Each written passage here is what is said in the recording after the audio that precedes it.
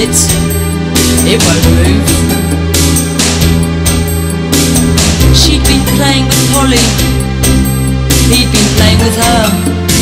Now she looked just like Polly, only she was full of water, not air. And yeah, half her cunt was missing. She was only... Alright, welcome back everyone. So I just wanted to do this as quickly as I possibly could because I've got a lot of shit that I got to take care of. And this will be the final video I make about you, Mr. Mike the Pedophile. Okay, I'm not going to continue on this crusade. Okay, this is the final one, the final argument, my final say, and you have not presented any evidence that would make me say, oh, you know what, yeah, you're right, pedophilia just needs to be legal. No, absolutely the fuck not. And we're gonna get into that, but I'm throwing away in this particular one, I am throwing away any kind of argument towards well, citations that have to do with neurology, psychology, and criminology. And I'm more using philosophical, like traditional philosophical debate to do this one. So, you know, at the first start, I asked him, you know, are you gay, bi, straight? How old are you? He says he doesn't want to answer, which I understand. That's completely reasonable. And he said, you know, I pointed out, like, hey, it's okay. It's fine. I'm a homosexual. I'm 35 years old. Just so you know, I don't hide that. And I asked him, what if I were to give you a blowjob? Would that be consensual? And so then he finally comes out and says, I'm straight. I asked him again. He said, what would? Sorry. I said,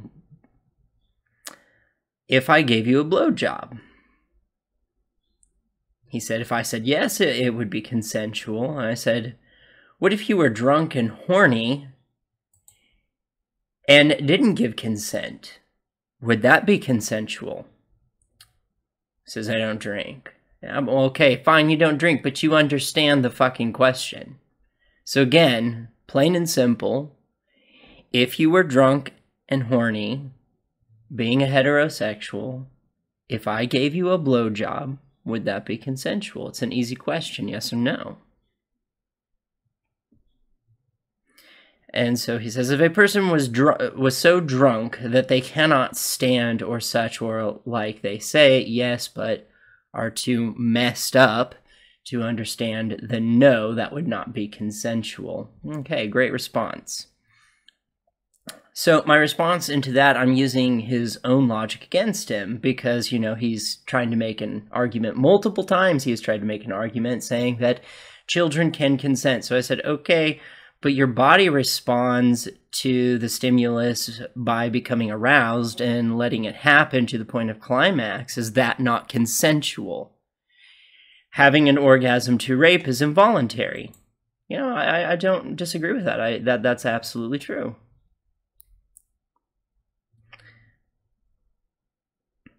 So again, I'm going to use his own argumentation against him by saying, this is very true, but the amount of psychological trauma wouldn't be that bad. You could easily shrug it off. You might bear some shame, but you'd be okay. I mean, it wouldn't be like I went all out and penetrated you. He said, yes, I agree, not all rape or assault is the same, and many people have very different reactions to it. But it's still rape, isn't it? Oh, so I forgot. We're still talking about just a blowjob. And I said, you didn't forget. I don't believe that. I really don't believe that for a second. This is a message format. Okay, so you can backtrack and look. Said, okay, then I'd say if one's too drunk to agree to it, then no. I wouldn't agree with it.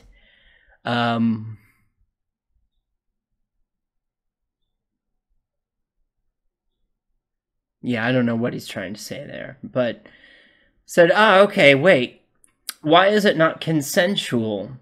Maybe you should define that, because it seems to be that our understanding of what consent is a little bit different. It says if you are too drunk, it's not consensual, simple, involving the willing participation of both or all parties. Oh, okay. So you're saying that it's willing participation of both parties. So if somebody's intoxicated or inebriated, then it's not consensual, because there's some part of the brain that isn't active enough to consent.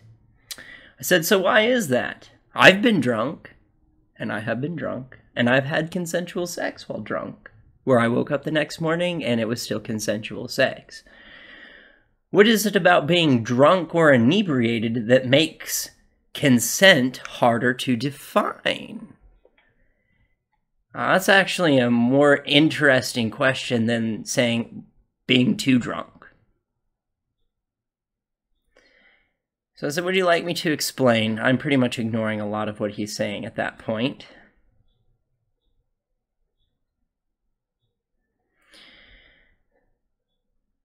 But he said, like I said, if you are too drunk to know what you are doing, then no. But maybe you are fine. Makes sense. I said, you didn't answer the question.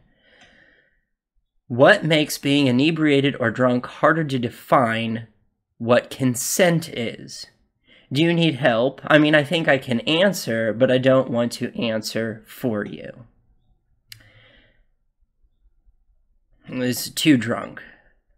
So they are in a state of mind where they do not know if what they are agreeing to, yes, this is going nowhere. Oh yeah, it actually is going somewhere here, and it goes further, but basically the point that it's coming down to is defining the fact of rape. Even though someone says yes, doesn't mean that it's consensual. And we can see this through intoxication and inebriation of various drugs and substances. That's no mystery.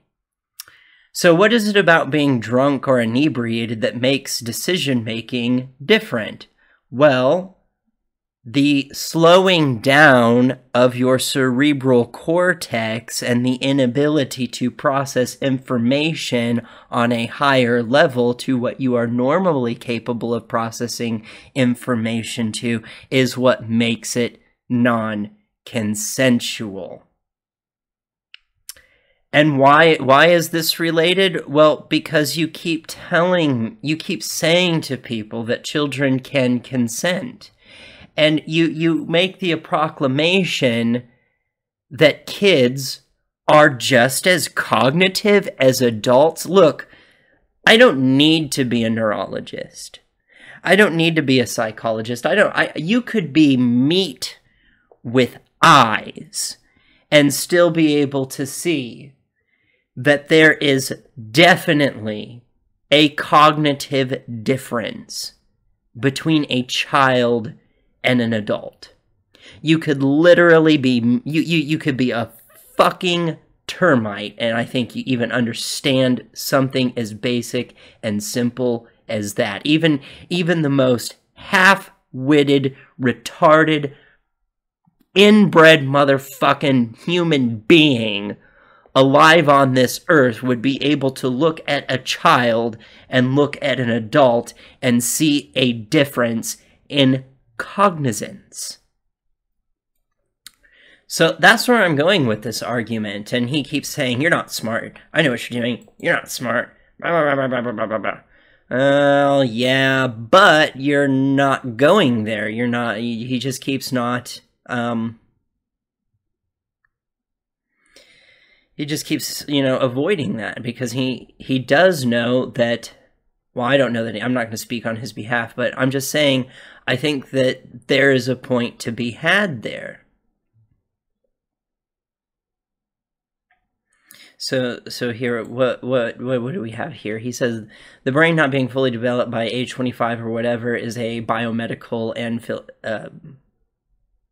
thing that's supposed to be psychological matter and science. It is about the biological and neurological development of the bodily organ, not as related or made to relate to sociological dynamics.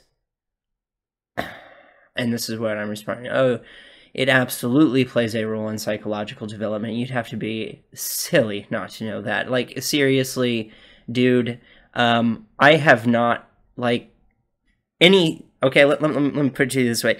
Any psychological article you give to me that argues against what I'm about to say has been debunked. Like, nobody who takes their career in psychology, neurology, or criminology would take the articles you would give to me seriously. Nobody. Okay, so psychological development is not just physiological. It is physiological as well as psychological. So those things are our brains and our bodies are kind of tied together. Yeah, that is a thing. So wait.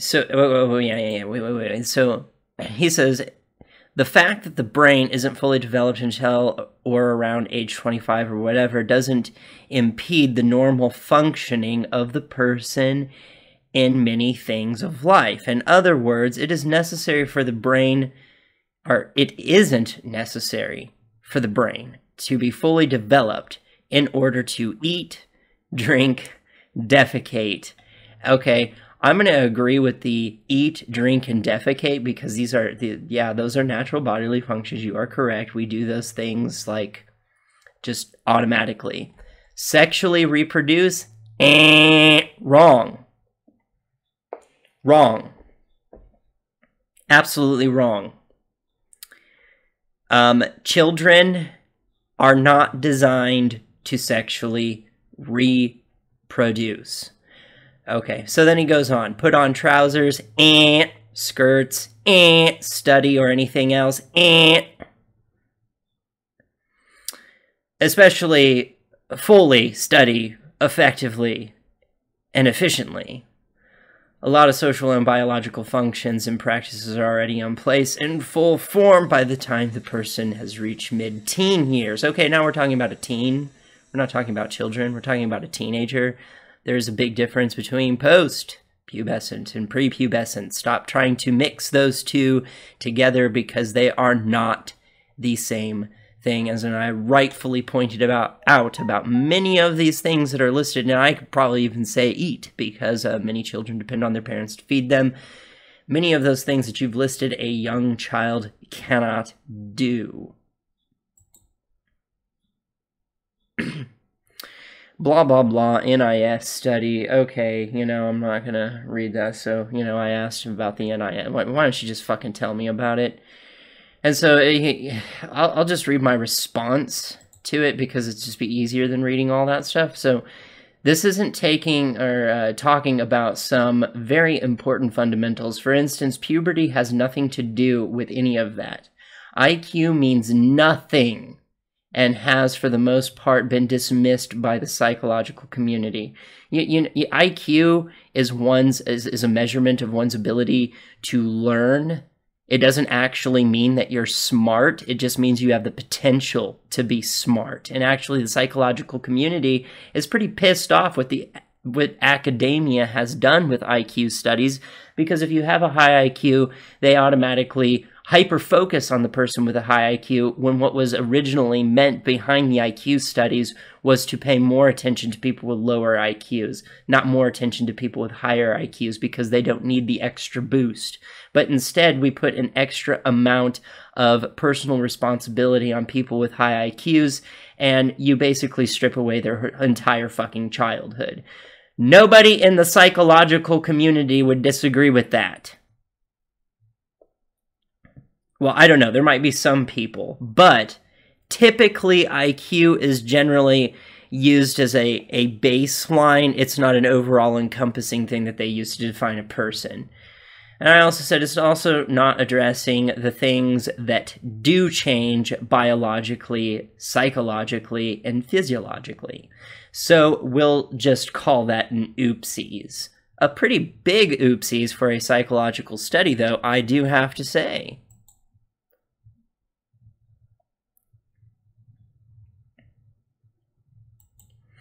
Then he goes on, okay, so why not look at the effects of consensual just like we do for non-consensual? I mean, there's a reason child psychology has its own branch. But, that's supposed to be but, I guess we're going to ignore that, aren't we? And he goes on about some stuff, and I said, I've seen child psychological studies.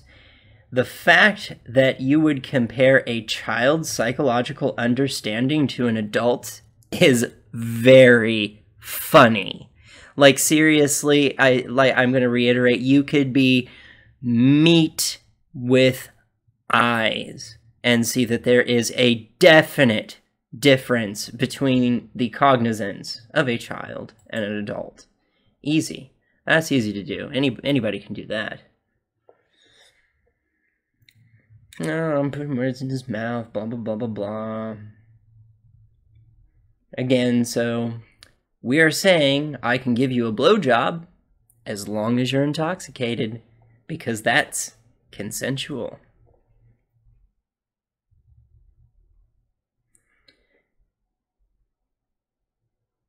Oh, I know what you're doing. I know what you're trying to do. Yeah, there's a name for what I'm doing right now.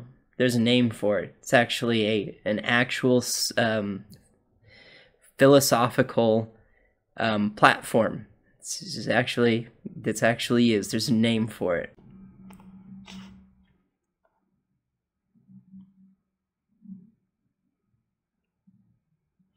And this is him going on about pasts and stuff, and so I bring up to him the Greek Empire, blah, blah, blah, blah, blah. We've gone through those arguments already.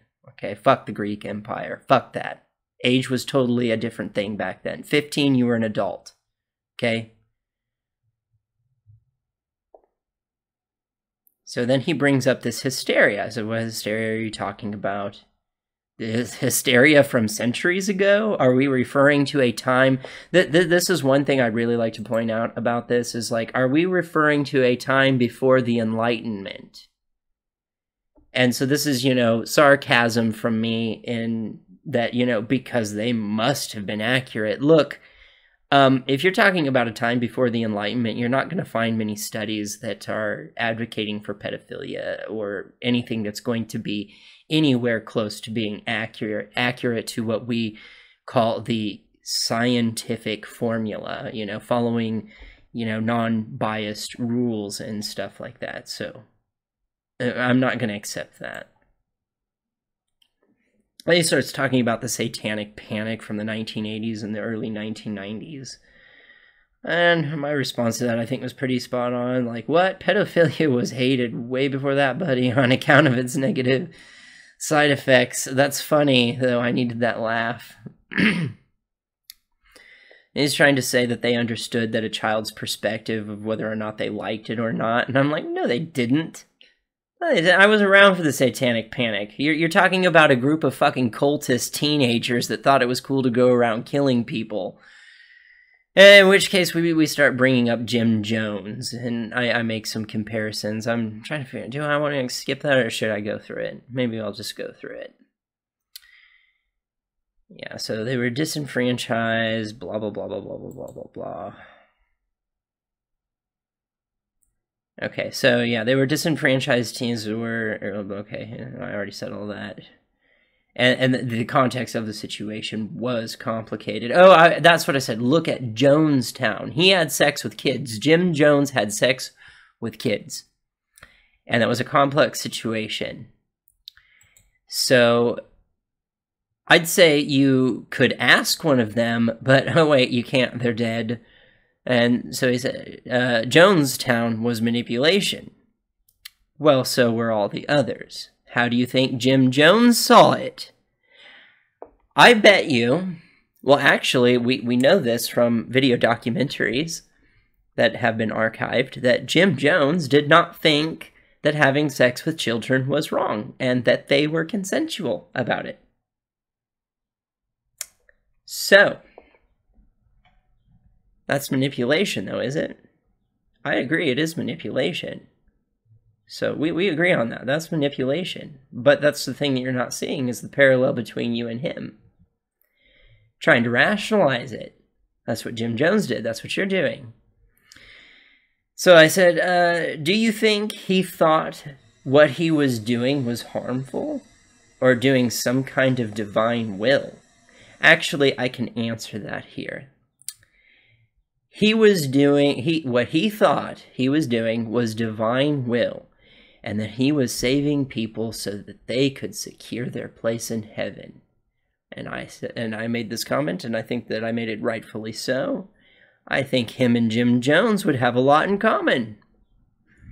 And then I made the point, I said, actually, you strike me as someone that would have followed him until the killing started. Then you would have had second thoughts. That's not the same thing. Boo-hoo, hoo-hoo-hoo. How's it different? What do you mean it's not the same thing? I made an assessment about your character, and you're going to ignore that. It's cool if you do. Just find it interesting that you're going to ignore that I have correlated your personality to that of Jim Jones. And then he said some other stuff, and I was like, that sounds like a whole lot of assumptions were made. So we're getting to the point where I say, you know what, fuck the data. Let's just do old-fashioned philosophy. We're getting to that point.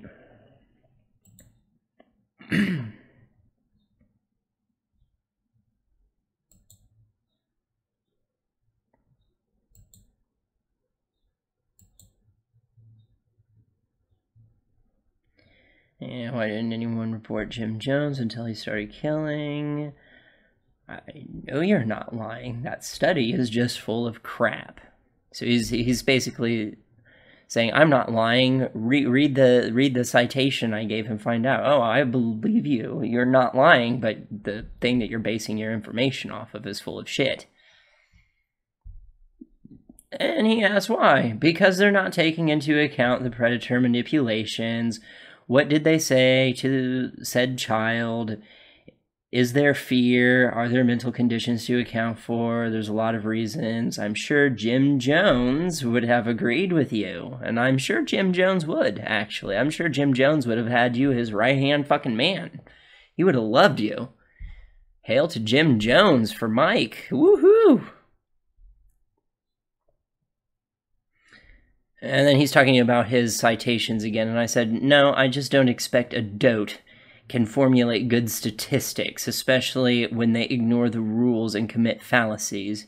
You are literally looking at a grain and saying, aha! I love this. I love this part. This is literally what is going on.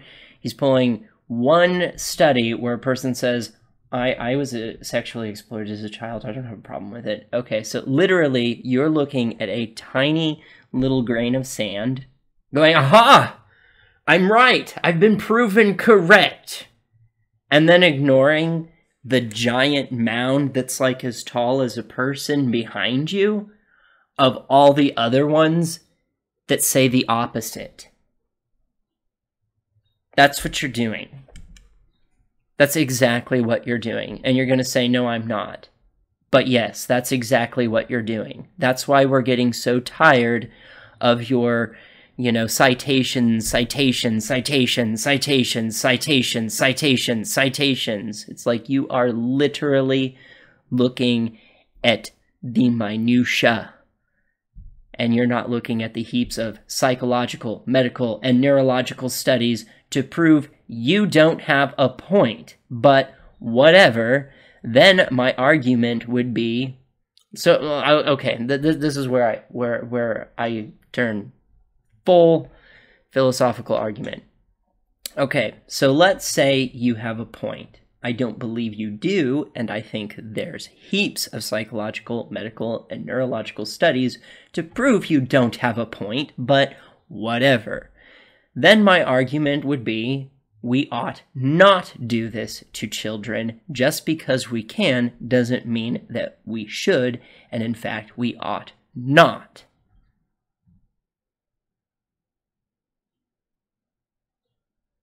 says he agrees with me.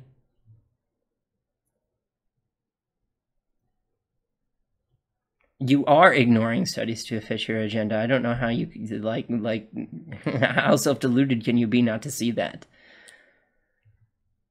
So here we go. I would love for you to rationalize to me why it's okay when there's a death toll.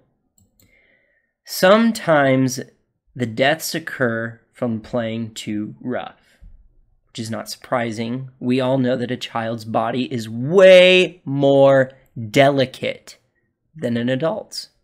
This is indisputable fact. You can't argue this. You can't. There's no fucking way you could argue this point.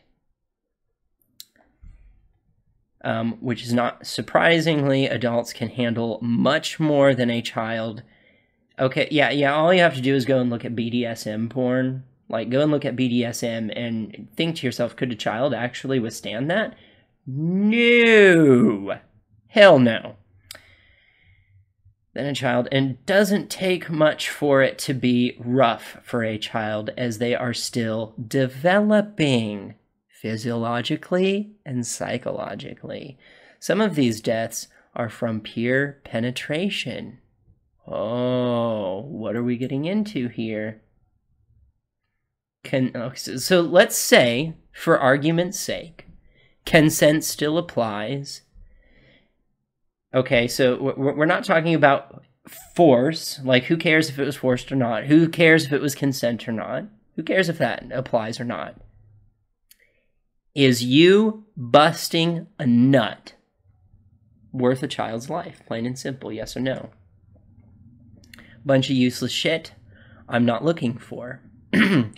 I'm literally looking for a yes or no response. Period. End of story. Yes or no. Plain and simple. Oh, he doesn't want to do that. He goes on about, again, if it's not force of any such as manipulation, then no harm will come unless maybe FE or secondary Somalia victimization, etc. social. This is what the research shows. Okay, so I said, fuck that. Okay, listen to what I'm saying to you. No, literally, you can kill a child with your adult-size cock, penetrating them. They usually go into shock first. No force is needed. And he says, stop looking at only biased studies. Yeah, I'm not looking at biased studies. We're going to get into that. This is just pure psychology, or pure philosophy here. I'm asking a yes or no question. It's very plain and simple. Is that worth the risk? Is it worth the risk to bust a nut if it means that it could potentially kill a child? Yes or no? Plain and simple. Plain and simple. Yes or no? Not looking for all this nonsense that he keeps leaving here. I'm not looking for it. Not looking for that.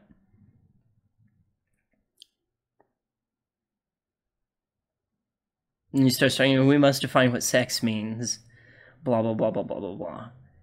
And he says this really disturbing bit right here. He said, not all. A child can take penetration with no ill effects. It just depends.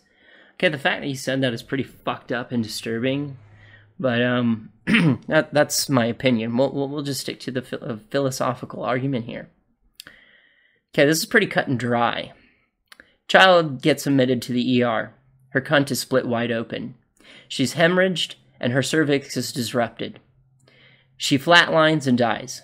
Medical reports of this are accessible, and they are, and there's plenty of them. There's more than you would like to really acknowledge. They are clear-cut and dry. Young prepubescent girl was penetrated by an adult male, ruptured cervix, internal bleeding and hemorrhaging, death pronounced. Nothing about manipulation or force, nothing like that at all. The question is you, the adult who knows that this is a possible outcome, are you willing to take a child's life so you can bust a nut? Yes or no? Simple question. Is it worth the risk? Is it? Yes or no? Not maybe, sometimes, I don't know. Citation, citation, citation. Very simple question. Is killing a child worth to bust a nut worth the risk? Yes or no? Again, I don't care about your odds and ends and blah, blah, blah, blah, whatever. Yes or no question. Easy question. Yes or no.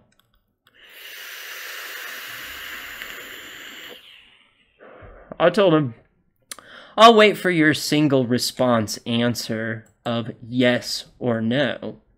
I suppose you do need time to think that through. I mean, you as the adult in the situation are aware of the potential risk, whereas the child may not be. So really, is that worth it to you? Death for sex? Yes or no?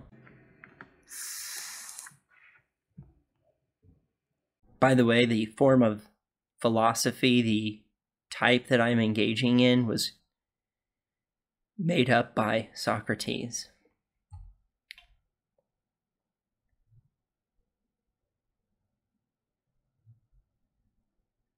More fuckery. So finally he came back.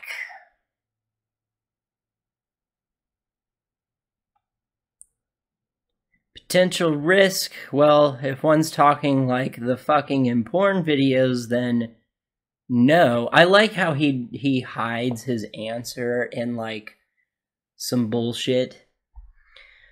Potential risk? Well, if one's talking like the fucking in porn videos, then no. But there was talk on Riot about BDSM, like as in just play and kids. Like, not really rough unless he or she likes that. I've also seen reports of very small kids being okay from full-blown penetration, and it was only discovered after the child had an infection from a condom that got stuck in them. So there was no harm before that. Oh, yeah, because, you know, we expect children to be completely responsible for a condom being stuck in a bodily orifice. You know, if that happened to an adult, they'd pull it out. So his answer was hidden in a bunch of heaping pile of shit, but the answer is no, and then goes into trying to rationalize that that doesn't happen, even though it does. It does happen, because we have medical reports that have nothing to do with whether consent was involved or whether or not force was involved. Now, forensic investigators will ask autopsy reviews if there were signs of force, blunt force trauma, or anything like that to suggest that there was, like, you know, what level of degree of whatever was involved in this. But we're talking about the full philosophical thing here. So the answer is no. So this is a trap question, as I'm sure he's realized, because the thing here is okay, we've assessed a death toll. So the answer is no. Great, we agree. It's not worth the risk. It's not worth it. It's not worth it, dude. So since the answer is no, then my advice is do everything in your power to stay the fuck away from children. Everything in your power. If you need to see a psychologist, if you need to take pills for chemical castration, whatever it is that you need to do to make sure that this is not the outcome of your outcome, then you need to do it if the answer is no. And we agree. We agreed. Don't touch a child. Don't do it. Don't fucking do it. If the answer is yes, well, then you're advocating for murder at that point. In which case, I have to take my leave, because there is no way you're going to convince me, a person who is against the death penalty, that it's okay to kill a child so you can get off. So this is my final words to him. I find these examples unacceptable practices. If you can rationalize doing that to a child, regardless of what the child says, at this point, it's irrelevant. You, as the adult, ought to know better, and as you yourself proclaimed, know. Oh, stop it. You cannot justify killing a child for the sake. I am recording a video and I'm going to leave it in here so you can see what you've just done. Okay. You cannot justify killing a child for the sake of sex just so you can bust a nut. The perpetrators of these crimes can already see, I can already see the investigators' questions. Because I know enough about this to know how they talk and know the questions they ask. They will talk softly, like they are not trying to intimidate you. They will ask really hard questions very calmly. Well, Sue has an infection in her private region as a result of what you've done to her. Are you willing to go and tell a 5-year-old girl's parents she's got a permanent problem because of your actions? Are you comfortable telling her parents that, Mr. Michael? She won't ever be able to have kids because of the consequences of your actions. Are you willing to accept the consequences of your actions, Mr. Michael? They'll ask all of that politely and calmly and professionally. If you so much as even try to utter the phrase, "She consented to it," "She said it was okay," they are going to flat out tell you, Mr. Michael, it doesn't matter if she said you could or not, Michael. The fact of the matter is, you're the adult, and you're expected to know better. It's up to you, as the adult in this situation, to make the responsible decision. Mr. Michael, she's permanently damaged. Do you think you made the right decision? Again, they'll ask this in a as calm and collected as possible. If you say no, they'll take that as a sign of remorse, and they might have pity on you in a court of law. If you say yes, they'll test you to see if you're a sociopath or if you have antisocial disorder. The really nifty thing is just how much power the local law enforcement has. It's usually called the Cybergrams Division or something of that nature. Once they get a warrant, they can read your email without you knowing it, watch your chat sessions with other internet users. I don't think they even care if you try to run, because there's almost nowhere you can go that won't extradite you back to the US or whatever country you're from. At that point, once it crosses state lines, at least here in the United States, it becomes a federal crime. And at that point, when it becomes a federal crime, the FBI and the CIA become involved. They consider transference of data across state and country lines as federal jurisdiction as well. So even if you send somebody in a legal email, that's considered a federal crime.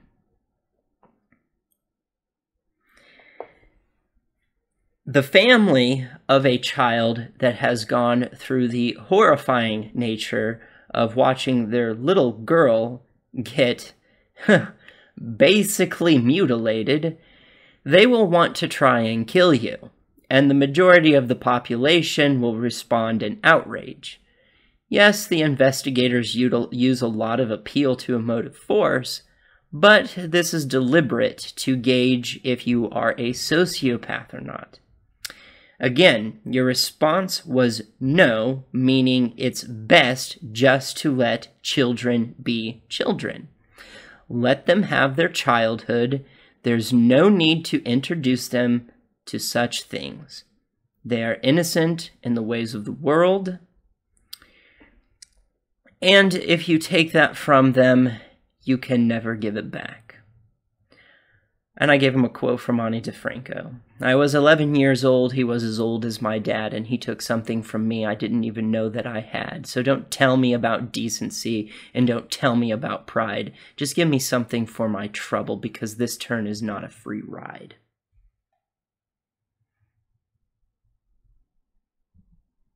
All right. So there's the philosophical question. The one that I keep constantly posing.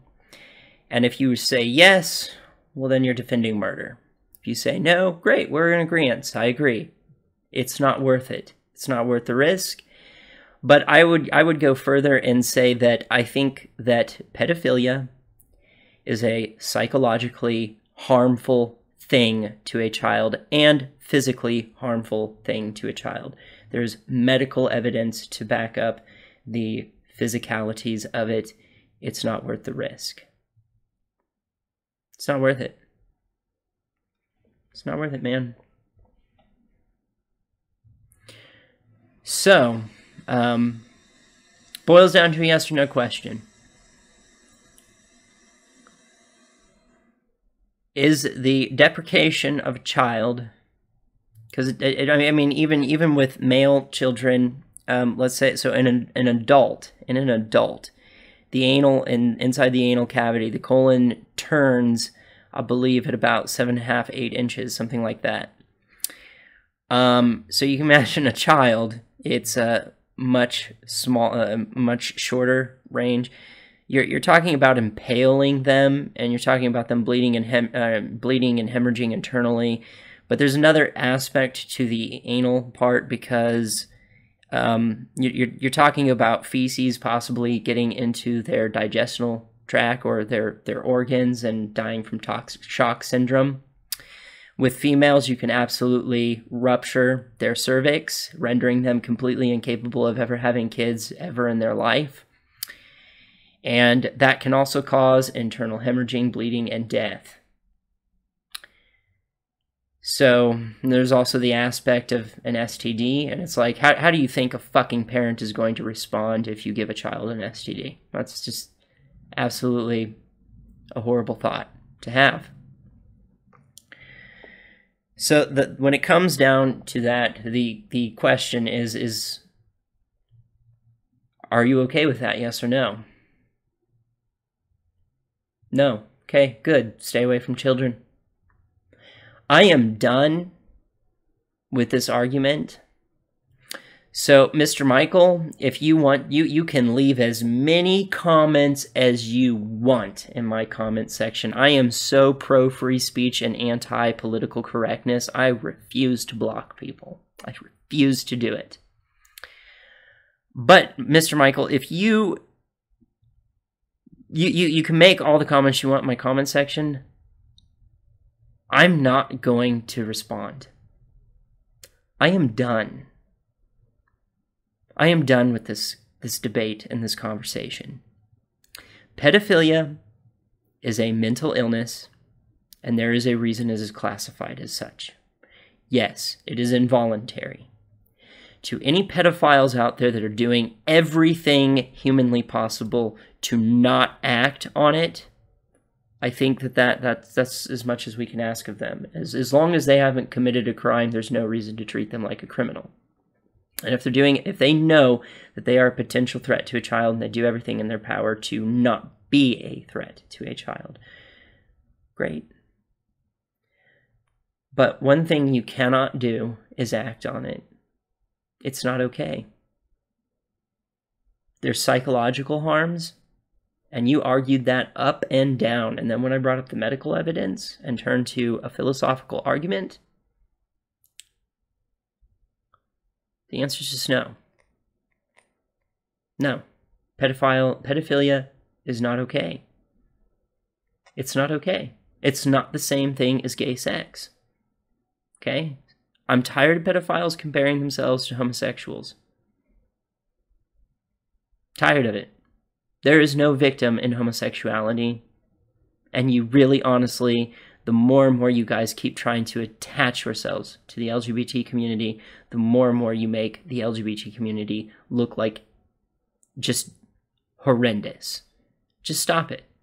And I want the alt-right people out there to know, them trying to attach themselves to the LGBT community or to gay rights movements is not new. NAMBLA has been doing it since I've been aware of them. It's not new. It's not new. So that's the conclusion there for you. The answer is no. And I'm done with it. I'm done. So, like, I will interact with anyone else who wishes to comment in the comment section. Mr. Michael, I will not be interacting with you on any social media. In fact, I think it's a shame. I feel like society and myself have let children down all over the world because there is nothing I can do about you. There is not substantial enough evidence to turn you into the police or to have you investigated. And this is where I say, look, to all the people, left, right, wherever the fuck you are, doesn't matter. Here's the thing on the table. Either the cybergrams divisions need to step up their game, and we absolutely, I would advocate for civil rights for the internet,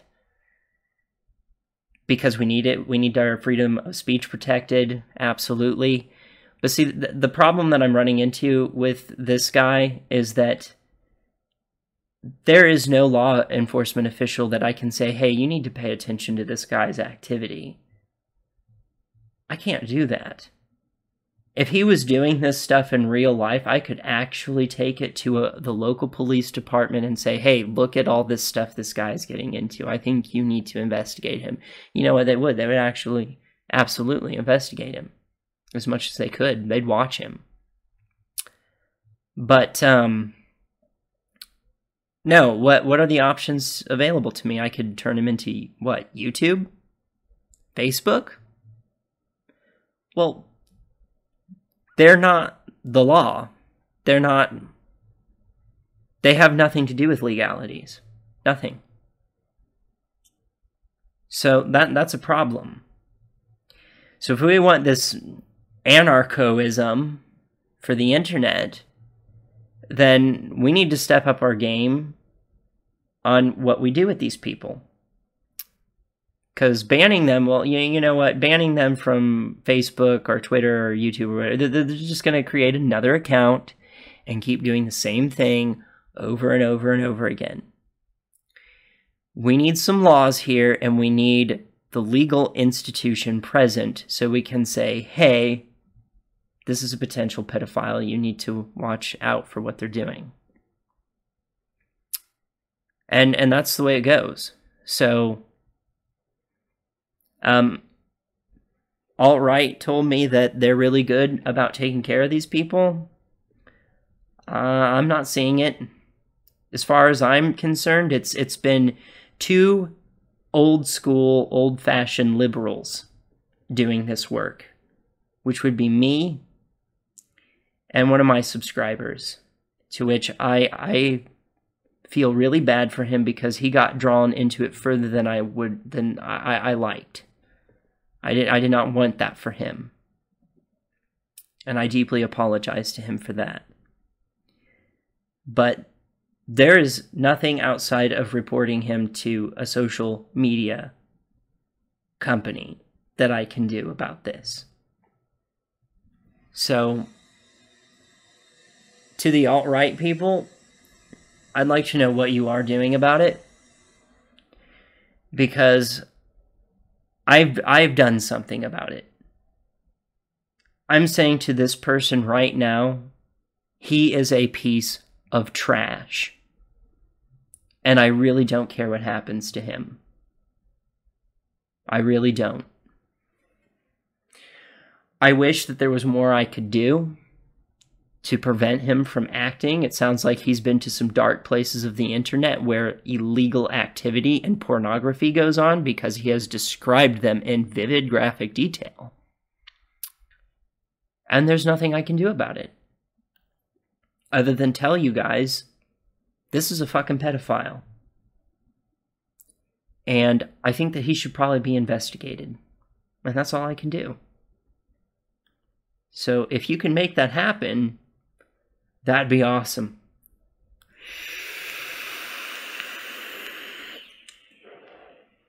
Like I said, if you're anyone but this pedophile, go ahead and comment in the comment section below. I usually always respond, or at least heart it, and let you know I've read it. You haven't gone unseen or unheard. And Mr. Adolf Hitler, you know, I think maybe you would find this person rather intriguing, you know, because the alt-right does so much to fight against pedophilia. I think the right does. I think the rational right does. And I think liberals like myself that are liberal activists do a lot to try and get children out of these situations and protect them. So, yeah, I'd like to see exactly what it is that you guys are doing, because so far as to say, it's been me and another liberal that have been predominantly going against this shit. And a bunch of concerned parents, to which hashtag wake up YouTube, mad respect for you guys. Mad respect. I love you guys, and I love your group, and I love what you do. And hopefully you do what you guys do. You already know where to look and what to do, so mad respect to you, Dr. Purple and Reaps. So, like, share, subscribe, comment, except if you're Michael. Well, you can subscribe and hit the bell button, Mr. Michael, but if you comment, I'm not going to respond. I'm going to just flat out ignore you from here on out. And, yeah, with that, I'm out. Daddy comes.